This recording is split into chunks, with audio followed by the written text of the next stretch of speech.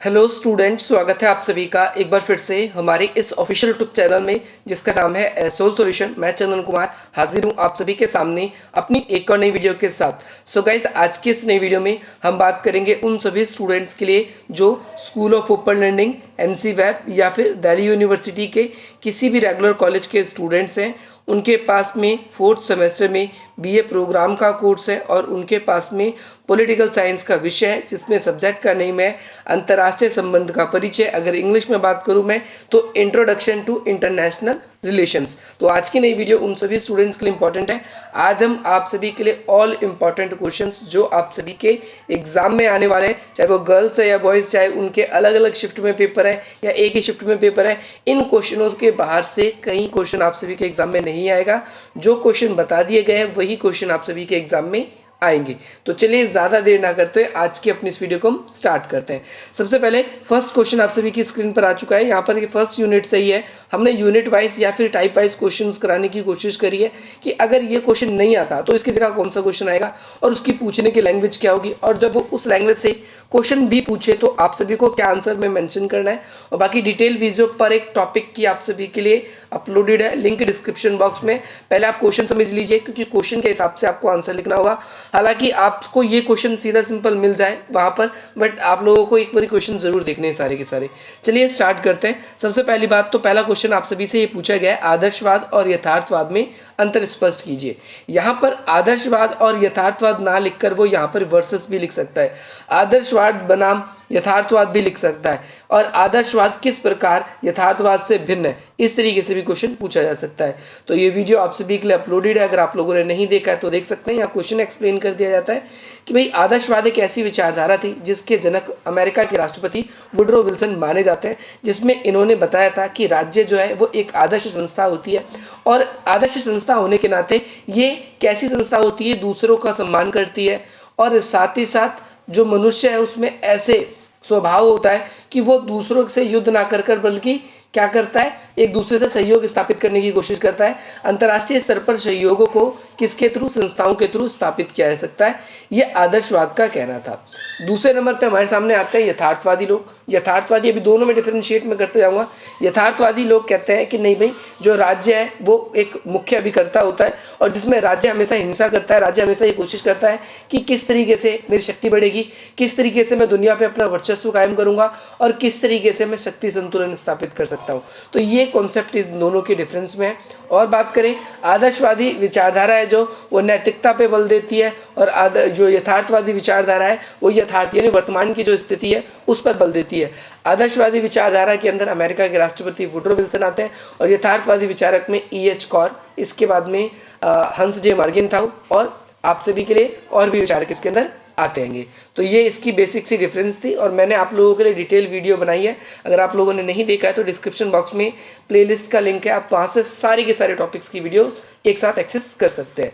Second question आप सभी के लिए यह है कि उदारवादी और नव उदारवादी व्यवस्था में आपको अंतर करना है।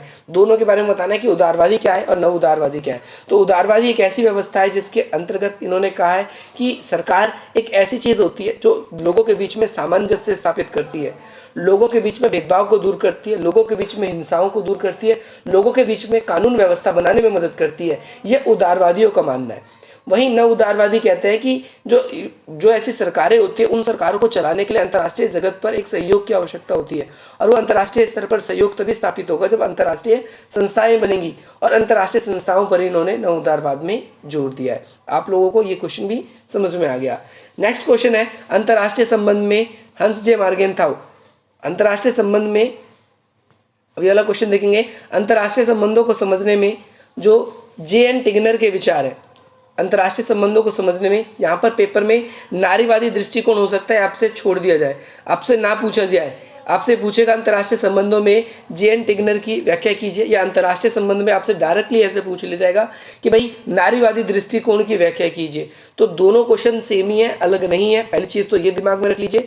दूसरी चीज़, इसके बारे में मैंने आप सभी के लिए डिटेल्स 4 वीडियोज़ बना रखी है, चारों में प्रॉपर आंसर है, आप लोगों को अच्छे से एक्सप्लेन किया गया है। नई वीडियो देखना चाहे नई, प्रीवियस वीडियोस देखना चाहे previous video, most popular videos देखना चाहे मोस्ट पॉपुलर वीडियो, हर एक तरह का आप लोगों को बस यूट्यूब पे लिखना है। जो भी टॉपिक आपको नहीं मिल रहा आप डायरेक्टली लिखिए टॉपिक का नाम और लास्ट में आप लोगों को सोल सॉल्यूशन लिख देना है और सर्च कर देना है। सिंपली आप सभी के सामने वो आ जाएगा। नेक्स्ट क्वेश्चन आप सभी के सामने वैसे ही अपलोडेड है, बहुत बड़ा क्वेश्चन है तो आप उधर से देख के समझ लीजिए। नारीवादी दृष्टिकोण में मैं आप लोगों के लिए एक लाइन जरूर कहूंगा जो निष्कर्ष के रूप में आप लिख सकते हो कि अंतर्राष्ट्रीय संबंध में जो फेमिनिज्म का जो कॉन्सेप्ट है इन्होंने सबकी ही आलोचना करी है। इन्होंने यथार्थवादी सिद्धांत की आलोचना करी है, इन्होंने मार्क्सवादी सिद्धांत की आलोचना करी है, इन्होंने जो है उदारवादी सिद्धांत के बारे में जिसके बारे में हम बात कर रहे थे इन्होंने उनकी भी आलोचना करी है। अब आप बोलोगे इन्होंने आलोचना आखिर की क्यों है, क्या कारण है भाई आलोचना करने का? तो इनका कहना है कि भाई अंतर्राष्ट्रीय जगत में इन सभी विद्वानों ने महिलाओं की स्थिति को बिल्कुल ही ज़्यादा क्या कर दिया है, अलग कर दिया है। महिलाओं को अंतर्राष्ट्रीय जगत पे कहीं पर भी एक वो सम्मान या जो वो अधिकार मिलना चाहिए वो नहीं मिल पाता है जिनकी वो असल में भागीदारी है, जो उन्हें मिलना चाहिए। इस वजह से हम देखते हैं अंतर्राष्ट्रीय जगत में महिलाएं जो हैं वो उनकी स्थिति बहुत ज़्यादा खराब है। अंतर्राष्ट्रीय संबंधों में चाहे हंस मार्गन था वो, चाहे आंद्रे गुंजर फ्रैंक हो, चाहे एम्यूनल वॉलस्टीन हो, समीन अमीन हो, कोई भी विद्वान हो जो अंतर्राष्ट्रीय संबंध पर अपने विचार देता है, अंतर्राष्ट्रीय संबंधों को समझने में उनके सिद्धांत हमारी हेल्प करते हैं। परंतु सभी सिद्धांतों में महिलाओं की अनदेखी की गई है। और जब समाज का एक इतना बड़ा तबका जो कि हमारे हाफ सेक्स रेशियो है यानी आधा लिंग अनुपात हमारा महिलाओं का ही है, 100 में से 50 अगर महिलाएं हैं और आप उन ऐसे समाज में ऐसे लोगों को अंतर्राष्ट्रीय स्तर पर अनदेखा करते हो तो आप कहीं ना कहीं पुरुष प्रधान हो और आप महिलाओं को हमेशा घर गृहस्थी तक ही सीमित रखना चाहते हो। ये निष्कर्ष के रूप में आप सभी को डालना है और बाकी वीडियो आप लोगों के लिए वहाँ अपलोडेड है, आप उसको देखेंगे। नेक्स्ट क्वेश्चन आप सभी के लिए ये है कि शीत युद्ध के उत्पन्न होने के क्या कारण है, सबसे पहली चीज, और शीत युद्ध के अंत होने के क्या कारण है। उत्पन्न होने के और अंत होने के, तो शीत युद्ध के उत्पन्न होने के कई सारे कारण है। ये वीडियो भी अपलोडेड है, नई वीडियो भी और पुरानी वीडियो भी। अंत होने के कारण अगर इसके अंदर आप देखेंगे तो इसके अंदर ट्रूमैन सिद्धांत, इसके अलावा जो है चर्चिल का फुलटन भाषण, ऐसी बहुत सारी है ना, बर्लिन की नाकेबंदी, बहुत सारे पॉइंट्स आप ऐसे लग सकते हो। अमेरिका का पूंजीवादी होना, सोवियत संघ का समाजवादी होना, ये भी पॉइंट आप डालना चाहो तो डाल सकते हो। अंत होने के कारण क्या थे? अंत होने शीत युद्ध के अंत होने के कारण ये थे कि सोवियत संघ का विघटन पहला कारण, दूसरा कारण महाशक्तियों की आर्थिक स्थिति खराब होना, तीसरा पॉइंट जनताओं का जो पब्लिक थी उन सब का आक्रोश, उन सब का जनविद्रोह। तो ये पॉइंट आप उसके अंदर तीनों पॉइंट को एक्सप्लेन करके लिखना चाहते हो तो लिख सकते हो। अगर आप लोगों ने डिटेल वाइज से शीत युद्ध नहीं समझा है तो आप इसको जरूर करके जाना, क्योंकि आपको एक क्वेश्चन तो पक्का है कि शीत युद्ध से मिलने वाला है। टोटल 8 क्वेश्चन होंगे, 8 में से एक क्वेश्चन अगर आप सभी के लिए कोल्ड वॉर से है तो कोल्ड वॉर बहुत इंपॉर्टेंट यूनिट है। और ऊपर मैंने आप लोगों के लिए जो बताया आएगा, उदारवादी, नव उदारवादी, इसके अलावा यथार्थवादी, आदर्शवादी, इन चार टॉपिक्स में से भी एक टॉपिक के बारे में पक्का है आप सभी के एग्जाम में आएगा। जीएन टिग्नर भी बहुत इंपॉर्टेंट है, इनमें से आएगा। अब शीत युद्ध के चरण के बारे में बात कर लेते हैं, शीत युद्ध के फेजेस के बारे में बात कर लेते हैं, तो ये बहुत इंपॉर्टेंट है। तो शीत युद्ध का प्रथम चरण, देखो अब की बार जो सोल की बुक आई थी 6 सेमेस्टर की, उसके अंदर कुछ ज़्यादा चरण दिए गए थे क्योंकि शीत युद्ध को उन्होंने ज़्यादा विभाजित किया था। लेकिन आपकी बुक्स में ऑलरेडी पहले जैसा ही है, तो आपको पहले जैसी तैयारी करनी है। मैं प्लेलिस्ट का लिंक जब डिस्क्रिप्शन बॉक्स में दूंगा तो उसमें ये सारी की सारी वीडियोज़ आपको मिल जाएगी। हालांकि मैंने उसमें हो सकता है कह रखा है कि 3rd ईयर के स्टूडेंट्स के लिए, पर ये सारी वीडियोस आप सभी के लिए ही है, क्योंकि टॉपिक सेम है तो चीज़ें सेम है। ऐसा भी हो सकता है कि वही चीज़ आप 2nd ईयर में पढ़ रहे हो और वही चीज़ वो लोग 3rd ईयर में पढ़ रहे हैं, तो सेम चीज़ों के लिए अलग अलग चीज़। अब शीत युद्ध है 4th सेमेस्टर में तो 5th सेमेस्टर में बदल थोड़ी जाएगा, तो आप लोगों को जो चीज़ें पढ़नी है वो 6th सेमेस्टर में भी है, 4th सेमेस्टर में भी है, तो आप वो भी पढ़ सकते हो। कोई इशू वाली, कोई प्रॉब्लम वाली बात नहीं है। इसमें से सबसे इंपॉर्टेंट यूनिट की बात करूं मैं तो आप लोगों को सबसे पहले शीत युद्ध का ये तीसरा चरण जिसे तनाव से तल्ले या वेदांत का सिद्धांत करते हैं, ये पक्का ही पक्का करना है। आप सभी को ये क्वेश्चन पक्का करके जाना है। ये वीडियो मैंने रिसेंटली भी अपलोडेड करी थी कुछ ही दिन पहले और ये क्वेश्चन पेपर में उनके आया भी था, और आपके लिए भी मैं बता दूं ये क्वेश्चन बहुत इंपॉर्टेंट है, आपको ये करके ही जाना है। अगला क्वेश्चन आप सभी से न्यू कोल्ड वॉर या नव शीत युद्ध, शीत युद्ध का चौथा और 5वां चरण आप सर्च करेंगे यूट्यूब पे तो आपको मिल जाएगा। आप लोगों को ये वीडियो भी देख के जानी है। और शीत युद्ध का प्रथम चरण और दूसरे चरण को भी पूछता है। तो कुल मिला के ये जो मेन मैंने बातें जो उसके अंदर डाल रखी है आप वहाँ पर देख सकते हैं। और शीत युद्ध का जो अंतिम चरण है ये ना पूछकर या फिर पूछ भी लेता है तो कई बार ऐसे पूछता है कि शीत युद्ध के अंत के कारण क्या थे, शीत युद्ध के अंत के कारण क्या थे बताइए, या शीत युद्ध के अंत के क्या अंतर्राष्ट्रीय प्रभाव पड़े। अंतर्राष्ट्रीय स्तर पर क्या प्रभाव पड़े तो आप सभी को पता है, 12th क्लास में भी पढ़ा था आप सभी ने। अंतर्राष्ट्रीय स्तर पर नए नए देशों का उदय हुआ, जैसे रूस, बेलारूस, यूक्रेन। ठीक, ये आपको पहली बात ध्यान रखनी है। दूसरी चीज, अमेरिका एकमात्र विश्व की सुपर पावर बन गया।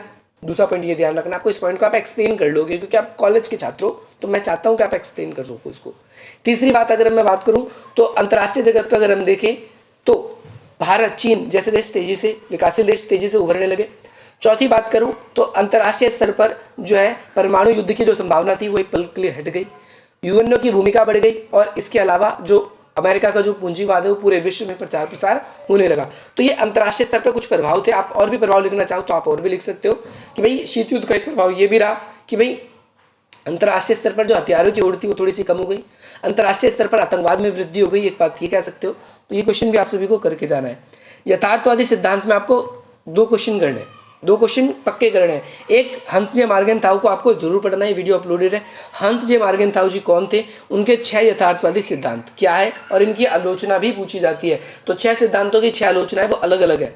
यहाँ पर पहले आप सिंपल पढ़ के जाओगे तो आप आलोचना आसानी से कर पाओगे। आलोचना वाली वीडियो भी मैंने आप सभी के लिए बना रखी है और सिंपल वाली वीडियोस भी मैंने आप सभी के लिए बना रखी है। अगला है आप सभी के लिए नव यथार्थवादी सिद्धांत। तो आपको नव यथार्थवादी सिद्धांत भी करके जा रहा है, जिसमें पर्टिकुलर विद्वान के बारे में भी पूछा जाता है, लेकिन आपको नव यथार्थवादी आप लिखेंगे new realism by soul solution YouTube पे, तो आप सभी को मिल जाएगा। या नव यथार्थवाद बाय सोल सॉल्यूशन, तो आप सभी को ये मिल जाएगा। ये यथार्थवाद से कैसे भिन्न है तो उसके अंदर भी मैंने बता रखा है। अगला क्वेश्चन बहुत इंपॉर्टेंट है। इस क्वेश्चन में से और इस क्वेश्चन में से एक क्वेश्चन मेरे को ऐसा लगता है पक्का है कि आपके एग्जाम में आएगा। दोनों ही डिपेंडेंसी थ्योरी से रिलेट करते हुए हैं। एक आंद्रे गुंद्रे फ्रैंक की निर्भरता का सिद्धांत है और दूसरा इमैनुअल वैलेस्टीन का विश्व व्यवस्था सिद्धांत है। इमैनुअल वैलेस्टीन क्या करते हैं, पूरी दुनिया को 3 भागों में बांटते हैं और कहते हैं पूरी दुनिया में 3 तरह के देश हैं, 3 सर्कल बनाते हैं ये। एक कहते हैं कि ये पेरीफेरी है, कोई भी चीज़ होती है उसकी पेरीफेरी है। ये सेमी पेरीफेरी है और ये कोर कंट्री है। बीच वाली जो है वो बिल्कुल कोर कंट्री है।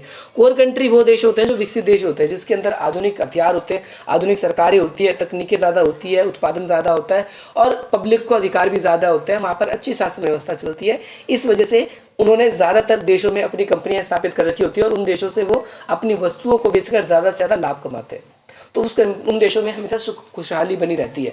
दूसरे नंबर पे वो कंट्रीज आते हैं जो विकासशील है, जो ना पूरी तरीके से विकसित है और ना ही पूरी तरीके से क्या है वो अल्प विकसित है। और इस वजह से क्या है कि वो बीच में रहते हैं और बीच में रहने की वजह से क्या है कि कई देशों में इनकी जो कंपनियां तो होती है, आर्थिक विकास भी कमाते हैं, पर इन देशों में सरकार काफ़ी ज़्यादा स्ट्रगल कर रही होती है और जनता के पास में भी ज़्यादा, अगर हम देखें, अच्छे जो है संसाधन है उनका अच्छे से उपयोग नहीं कर पाते, क्योंकि इन देशों में भी विकसित देशों की जो कंपनियां है वो आती है। और थर्ड नंबर पे क्या है, इनके पास संसाधन तो खूब होता है। अच्छा, एक चीज़ ध्यान रखना है कि जो सेंटर वाली कंट्री थी वो ज़्यादातर चीज़ों का निर्यात करती है। सेकेंड वाली चीज़ ये चीज़ों का निर्यात भी करती है और आयात भी करती है। और जो थर्ड वाली core country semi periphery country है, वो पेरीफेरी कंट्री एक ही चीज़ करती है, वो ज़्यादातर चीज़ों को इंपोर्ट करती है, आयात करती है। संसाधन बहुत है लेकिन तकनीक नहीं है, सरकार सस्टेनेबल नहीं होती और सरकार सस्टेनेबल ना होने की वजह से इनको बहुत ज़्यादा चीज़ें बेचनी पड़ती है, गरीबी कष्टदायी में इनका जीवन बीतता है। तो यही चीज़ आपको इस चीज़ के अंदर पढ़ना आएगा। आंद्रे गुंद्रे फ्रैंक ने 2 तरह की कंट्रीज़ को बांटा है, सिर्फ इन्होंने 2 ही तरह की कंट्रीज़ को बांटा है। एक जो है वो अभियंतर देश है और एक केंद्रीय देश है। अभियंतर मतलब जो चारों तरफ के ऐसे नॉर्मल देश हैं। ये वीडियो बना रखी है दोनों के दोनों, मैंने आपको लिंक डिस्क्रिप्शन बॉक्स में मिल जाएगा। और ये भी सेम चीज़ उसी तरीके से कहते हैं कि विकसित देश विकासशील देशों का शोषण करते हैं। अगली चीज़ आप सभी के लिए ये है कि भाई उभरती हुई महाशक्तियाँ, इसमें से 2 महाशक्तियाँ आपको जरूर करके जाना है। एक चीन कैसे एक महाशक्ति है, इसके बारे में वीडियो बनी हुई है, और दूसरी है यूरोपीय संघ। ये वीडियो बहुत ज़्यादा बनी हुई है क्योंकि ये बहुत ज़्यादा पूछा जाता है। और ऐसा भी हो सकता है कि आप जब सर्च करो EU बाय सोल सॉल्यूशन तो आप लोगों के लिए इग्नू की वीडियो आ जाए। तो आपको चिंता नहीं करना, EU के बारे में ही है और वो चाहे इग्नू में हो या सोल में हो तो सेम चीज़ है। तो आपको चिंता करने की ज़रूरत नहीं है। आप वहाँ का भी पढ़ सकते हो, यहाँ का भी पढ़ सकते हो, आप पेपर में लिख सकते हो। क्योंकि ऐसा थोड़ी है कि इग्नू वाले बच्चों के लिए जो टीचर्स होते हैं वो इग्नू वाले होते हैं, ऐसा नहीं है। इग्नू की क्लास सैटरडे संडे लगती है और जो दिल्ली यूनिवर्सिटी के कॉलेजेस होते हैं आप सबने देखा होगा, उन्हीं में इनकी क्लासेस लगती है। दिल्ली यूनिवर्सिटी के जो प्रोफेसर्स होते हैं वही उनको पढ़ाते हैं। तो सेम चीज़ होती है, बस कहने के लिए यूनिवर्सिटी हट गई, अलग हो गई, और दोनों सेंट्रल यूनिवर्सिटीज़ के अंदर ही आती है। तो ये क्वेश्चन अगर आपके एग्जाम में आ जाए तो आप कर लेना। अगला क्वेश्चन है आप सभी के लिए, गुटनिरपेक्षता से आप क्या समझते हैं, इसकी प्रासंगिकता का वर्णन कीजिए। तो ये भी बहुत इंपॉर्टेंट क्वेश्चन है और मैं मोस्ट पॉपुलर क्वेश्चन में से एक रखता हूँ। अगर मैं खुद पेपर सेट करूँ तो इस क्वेश्चन को जरूर सेट करूँगा आप सभी के लिए। क्वेश्चन घुमा के भी बनता है, क्वेश्चन ये भी बनता है। देखो प्रासंगिकता का मतलब क्या है पहले ये समझिए। गुटनिरपेक्षता क्या है, ये वीडियो अपलोडेड है, और उसकी प्रासंगिकता क्या है, इसकी वीडियो भी अपलोडेड है। प्रासंगिकता का मतलब होता है इसकी प्रेजेंस वैल्यू। आज के समय में गुटनिरपेक्षता हमारे लिए इंपॉर्टेंट है या नहीं है, अगर है तो क्यों है, अगर नहीं है तो क्यों नहीं है। आपको इस क्वेश्चन के अंदर ये एक्सप्लेन करना है। तो ज़्यादातर गुटनिरपेक्षता की प्रासंगिकता है, आपको यह उत्तर देना है, ठीक है। गुट निरपेक्षता, क्योंकि आज भी आपको प्रासंगिकता अगर पूछता है तो आपको उत्तर हाँ में देना है और इसकी वीडियो अपलोडेड है। लेकिन अगर आपसे ये क्वेश्चन पूछा जाता है गुट निरपेक्षता की आलोचना कीजिए, तो आपको गुट निरपेक्षता की आलोचना करनी है, कमी गिनवानी है कि गुट निरपेक्षता के सदस्य देश महाशक्तियों से लाभ लेते रहे। गुट निरपेक्षता के सदस्य देश जो है उनकी खुद की आर्थिक सेनाएं, आर्थिक संस्थाएं नहीं है, जिसकी वजह से हमेशा विकसित देशों पर निर्भर रहती है और कहने के लिए कहती है हम गुट निरपेक्ष हैं, लेकिन ये उन देशों से मदद हमेशा लेती ही रहती है। तो होपफुली आपको ये समझ में आ गया होगा। इसके कई सदस्य देश हैं जैसे इंडोनेशिया, भारत, इन पे बार बार आरोप लगता रहता है कि आप भाई बड़ी महाशक्तियों से हेल्प लेते हो। तो ये वाला कॉन्सेप्ट भी आपको क्लियर होना चाहिए। और लास्ट क्वेश्चन आप सभी के लिए लास्टली है, ये क्वेश्चन भी जरूर करना है आप सभी को, ये भी इंपॉर्टेंट क्वेश्चन है बहुत ज़्यादा, कि भाई भारत एक संभावित महाशक्ति किस प्रकार है, वर्णन कीजिए। क्वेश्चन अलग तरीके से भी बनता है, बस इंग्लिश में एक वर्ड ढूंढना है आपको, emerging super power of India. India जो है किस तरीके से उभरती हुई महाशक्ति है। क्वेश्चन इस तरीके से भी बनता है कि आप किस आधार पर कह सकते हैं कि भारत की उभरती हुई महाशक्ति है या सुपर पावर है, बन सकती है, ऐसा भी लिखा हुआ सकता है, तो आप कंफ्यूज नहीं होंगे। सो होपफुली आप सभी को अगर वीडियो ढूंढने में कोई भी कंफ्यूजन हो रही है, प्रॉब्लम हो रही है, तो आप स्क्रीन पर दिए गए नंबर्स के थ्रू आप हमसे कांटेक्ट कर सकते हैं। बाकी डिस्क्रिप्शन बॉक्स में आप सभी के लिए प्लेलिस्ट का लिंक मिल जाएगा, उस लिंक के थ्रू आप सारी की सारी वीडियोस का एक्सेस कर सकते हैं। बाकी मिलते हैं आप सभी से अपनी अगली वीडियो में। डिस्क्रिप्शन बॉक्स में और भी कुछ वेरियस लिंक है, आप इंस्टाग्राम पर, आप फेसबुक पे, आप टेलीग्राम पर आप हमसे कनेक्ट होना चाहते हो कनेक्ट हो सकते हैं। एग्जाम्स की तैयारी आप सभी की ऐसी चलती रहेगी। 6 सेमेस्टर वाले बच्चों को बहुत अच्छा रिस्पांस था, वो ऑफलाइन पेपर है, तो आप सभी को हमारी जरूरत जरूर पड़ती रहेगी, क्योंकि आप 5th सेमेस्टर में आओगे, 6th में आओगे, फिर मास्टर्स भी करोगे, क्योंकि हम मास्टर्स वाले इग्नू वाले जो बच्चे हैं और सोल वाले बच्चे दोनों को ही पढ़ाते हैं। तो चलिए मिलते हैं हम आप सभी से अपनी अगली वीडियो में। जय हिंद, जय भारत।